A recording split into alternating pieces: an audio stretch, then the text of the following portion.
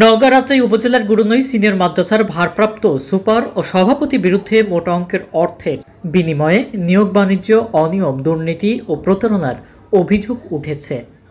প্রতিষ্ঠানে স্বেচ্ছাচারিতা করে 4টি পদে নিয়োগের নামে প্রায় 50 লাখ টাকার নিয়োগ এবং চাকরি দেওয়ার নামে বিপুল পরিমাণ টাকা নিয়ে প্রতারণার অভিযোগ পাওয়া যায়। এসব অনিয়ম নিয়ে প্রতিবাদ করায় চাকরি প্রত্যাশী ভুক্তভোগীদের নানা রকম হয়রানি করার অভিযোগ ওঠে সভাপতির ও ভারপ্রাপ্ত সুপারের বিরুদ্ধে। আমি মেধার ভিত্তিতে এখানে এসেছি, আমার সঙ্গে ব্যক্তিগতভাবে টাকার কোনো আদান প্রদান হয় না, আর অন্যান্য প্রার্থীদের ব্যাপারে আমার কথা বলার অধিকার নাই। আমি 1 জুলাই 2024 যোগদান করেছি, তারপর থেকে অদ্যাবধি পর্যন্ত আপনি যে কথা বলছেন সেই কথা কার্যকর না। অর্থাৎ আমি বর্তমান সম্পর্কে আমি অভিজ্ঞ, কিন্তু আগের ব্যাপারে আমার কোনো জানা নেই। অভিযোগ সূত্রেও সরেজমিনে গিয়ে জানা যায়, গত জুন মাসের 24 তারিখে শনিবার অধ্যক্ষ, উপাধ্যক্ষ, কম্পিউটার ল্যাব এবং পরিচ্ছন্নতা কর্মী পদে পরীক্ষা অনুষ্ঠিত হয়। এই 4টি পদে 34 জন অংশগ্রহণ করেন। যে 4 জন নিয়োগ পেয়েছেন তাদের কাছ থেকে 45 লাখ টাকার নিয়োগ বাণিজ্য করেছে বলে অভিযোগ উঠেছে। স্থানীয় গুরুনই সিনিয়র মাদ্রাসার ম্যানেজিং কমিটির ছাত্র অভিভাবক সদস্য মোস্তফা কামাল বলেন, মাদ্রাসার নিয়োগ বিষয়ে ভারপ্রাপ্ত অধ্যক্ষ আবুল কালাম আজাদ ও সভাপতি বেদরুল ইসলাম পরিচালনা কমিটির সাথে কোনো আলোচনাই করেন নাই। ভারপ্রাপ্ত অধ্যক্ষ সভাপতি সাহেব অতি গোপনে যোগ সাজেশে এ নিয়োগ সম্পন্ন করেন। গুরুনই গ্রামের কম্পিউটার ল্যাব পদে একজন প্রার্থীর অভিভাবক নাম প্রকাশ না করার শর্তে বলেন, আমার মেয়েকে ওই পদে চাকরি দেওয়ার কথা বলে 1,50,000 টাকা সভাপতি বেদরুল ইসলাম গ্রহণ করে, তা পরে ফেরত প্রদান করে বেশি টাকার বিনিময়ে আরিফুল ইসলামকে নিয়োগপত্র দেওয়া হয়েছে। ভুক্তভোগী পরিচ্ছন্নতা কর্মীর বিধবা মাতা বলেন, এই মাদ্রাসায় আমার স্বামী পিয়নের চাকরি করতেন, তিনি মৃত্যুবরণ করেছেন, তবু আমার মেয়ের চাকরির জন্য বোর্ড খরচ বাবদ 80 থেকে 90,000 টাকা নিয়েছেন সভাপতি ও ভারপ্রাপ্ত অধ্যক্ষ।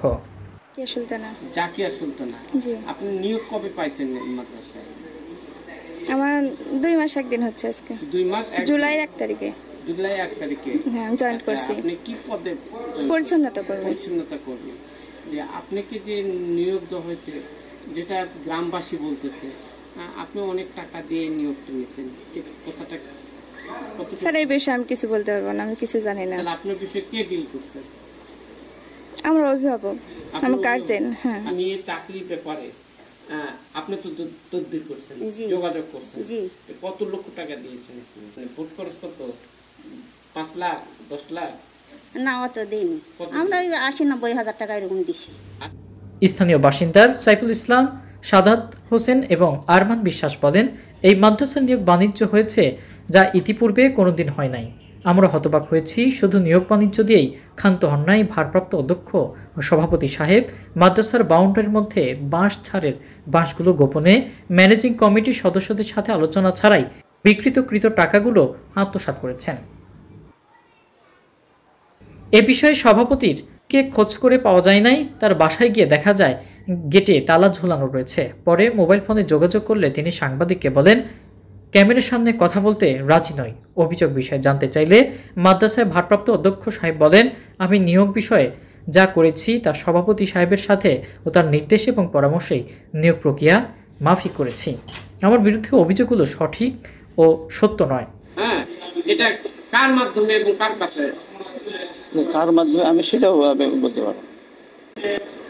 আমার জানা মতে আমি জানি না এটা হয়েছে কিনা, আমি বলতে পারবো না। তাহলে এই নিয়োগ বাণিজ্য, হ্যাঁ, এটা সভাপতি বেদরুল ইসলামের মাধ্যমে হয়েছে। তাও তিনি সভাপতি ছিলেন, তিনি কি করেছেন না এটাও আমি বলতে পারবো না। না, আপনাকে তো বলতে হবে নিয়োগ হলে, হ্যাঁ, যে নিয়োগ বাণিজ্য এটা কি আপনার জানা আছে কিনা? এই সভাপতি, হ্যাঁ, যে টাকাগুলো নিছে এই সম্পর্কে আপনাকে কিছু বলছে কিনা? না, আমাকে কিছু বলেনি। এ বিষয়ে উপজেলা মাধ্যমিক শিক্ষা অফিসে জানতে চাইলে অফিস কর্তৃপক্ষ বলেন, উপজেলা মাধ্যমিক শিক্ষা অফিসার বদলি হওয়ার কারণে আমরা কিছু বলতে পারছি না। এই বিষয়টি নিয়ে কথা হলে উপজেলা নির্বাহী অফিসার সঞ্চিতা বিশ্বাস বলেন, এই নিয়োগ পরীক্ষার সাথে ইউএনও হিসেবে আমি যুক্ত নই। এটা শিক্ষা বিভাগের বিষয়। গুরুনই সিনিয়র মাদ্রাসার নিয়োগ নিয়ে পরিচালনা কমিটির সদস্যদের মাঝে চরম ক্ষোভ এবং এলাকায় চরম উত্তেজনা বিরাজ করছে।